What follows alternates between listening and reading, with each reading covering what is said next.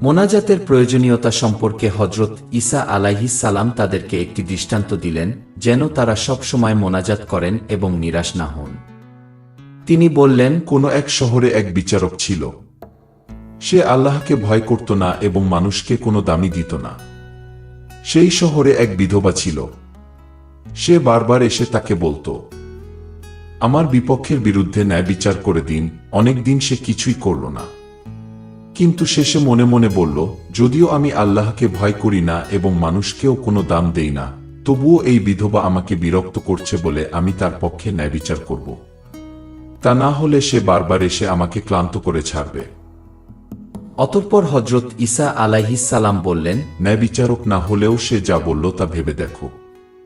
তাহলে রাত দিন যারা আল্লাহকে ডাকে, তিনি কি তার সেই মনোনীত বান্দাদের পক্ষে ন্যায় বিচার করবেন না? তিনি কি তাদের সাহায্য করতে দেরি করবেন? আমি তোমাদের বলছি, নিশ্চয়ই তিনি তাড়াতাড়ি তাদের পক্ষে ন্যায় বিচার করবেন। তবুও যখন ইবনুল ইনসান আসবেন, তখন কি তিনি পৃথিবীতে ঈমান খুঁজে পাবেন? যারা নিজেদের দিনদার ভেবে অন্যদের তুচ্ছ করত, তাদের তিনি এই দৃষ্টান্ত দিলেন। দুই ব্যক্তি মোনাজাত করার জন্য বায়তুল মুকাদ্দাসে গেল। তাদের একজন ফরিসি ও অন্যজন কর আদায়কারী। ফরিসি দাঁড়িয়ে দাঁড়িয়ে নিজের বিষয়ে এই মোনাজাত করল, হে আল্লাহ, আমি তোমাকে শুকরিয়া জানাই যে আমি অন্য লোকদের মতো চোর, অসৎ ও জিনাকারী নই, এমনকি ওই কর আদায়কারীর মতোও নই। আমি সপ্তাহে 2 বার রোজা রাখি এবং আমার সমস্ত আয়ের 10 ভাগের 1 ভাগ দিয়ে থাকি। কিন্তু কর আদায়কারী সামান্য দূরে দাঁড়ালো। ওপর দিকে তাকাতেও তার সাহস হল না। সে বুক চাপড়ে বলল, হে আল্লাহ, আমি গুনাহগার, আমার উপর রহম করুন। আমি তোমাদের বলছি, ওই লোক নয়, বরং এই লোকই দিনদার হিসেবে বাড়ি ফিরে গেল। যে নিজেকে উঁচু করে তাকে নিচু করা হবে এবং যে নিজেকে নিচু করে তাকে উঁচু করা হবে। লোকেরা শিশুদের তার কাছে নিয়ে এলো, যেন তিনি তাদের উপর হাত রেখে ছুঁয়ে দেন।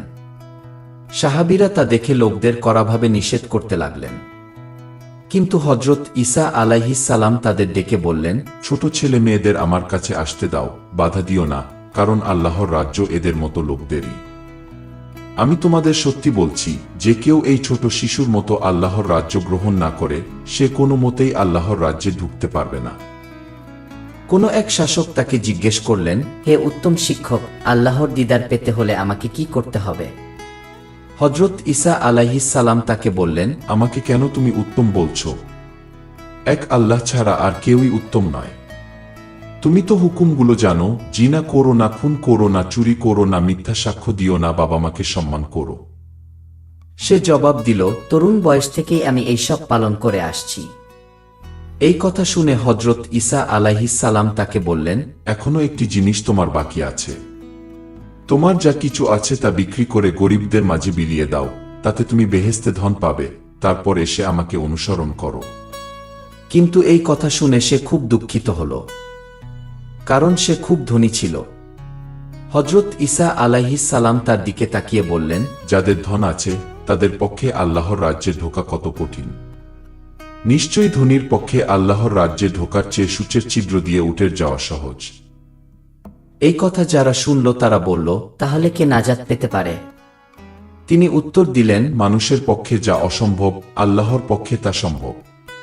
তখন হযরত পিতর রাদিয়াল্লাহু আনহু বললেন, দেখুন, আমরা তো ঘরবাড়ি ছেড়ে দিয়ে আপনার অনুসারী হয়েছি। তিনি তাদের বললেন, আমি তোমাদের সত্যিই বলছি, এমন কেউ নেই যে আল্লাহর রাজ্যের জন্য ঘরবাড়ি, স্ত্রী, ভাই বোন, বাবা মা বা ছেলে মেয়ে ছেড়ে এসেছে, সে এই কালেই তার অনেক বেশি এবং আগামী যুগে আল্লাহর দিদার পাবে না। অতঃপর তিনি সেই 12 জনকে একপাশে ডেকে নিয়ে বললেন, দেখো, আমরা জেরুসালেমে যাচ্ছি এবং ইবনুল ইনসানের বিষয়ে নবীরা যা লিখে গেছেন তার সবই পূর্ণ হবে, কারণ তাকে ইহুদিদের হাতে তুলে দেয়া হবে। তারা তাকে ঠাট্টা ও অপমান করবে এবং তার গায়ে থুতু দেবে। ভীষণভাবে চাবুক মারার পরে তারা তাকে হত্যা করবে এবং 3য় দিনে তিনি জীবিত হয়ে উঠবেন। কিন্তু তারা এসবের কিছুই বুঝলেন না। তিনি যা বললেন তা তাদের কাছে গোপন রাখা হলো এবং তারা কিছুই উপলব্ধি করতে পারলেন না। তিনি যখন জিরিহ শহরের কাছে এলেন, তখন সেখানে এক অন্ধ পথের পাশে বসে ভিক্ষা করছিল। অনেক লোক সেই পথ দিয়ে যাচ্ছে শুনে সে কি ঘটছে তা জানতে চাইল। তারা তাকে বলল, নাসরতের হজরত ঈসা আলাইহিস সালাম এই পথ দিয়ে যাচ্ছেন। তখন সে চিৎকার করে বলল, হে দাউদ সন্তান ঈসা, আমার প্রতি রহম করুন। ভিড়ের সামনে যারা ছিল তারা তাকে ধমক দিয়ে চুপ করতে বলল, কিন্তু সে আরো জোরে চিৎকার করে বলল, হে দাউদ সন্তান, আমার প্রতি দয়া করুন। হজরত ঈসা আলাইহিস সালাম থামলেন এবং সেই অন্ধকে তার কাছে আনতে বললেন। সে কাছে এলে তিনি বললেন, তুমি কি চাও? তোমার জন্য আমি কি করব? সে বলল, হুজুর, আমি যেন আবার দেখতে পাই। হজরত ঈসা আলাইহিস সালাম তাকে বললেন, তুমি আবার দেখো, তোমার ঈমান তোমাকে রক্ষা করেছে। সে তখনই আবার দেখতে পেল এবং আল্লাহর গুণগান করতে করতে তার পেছনে পেছনে চলল। এসব দেখে সমস্ত লোক আল্লাহর প্রশংসা করল।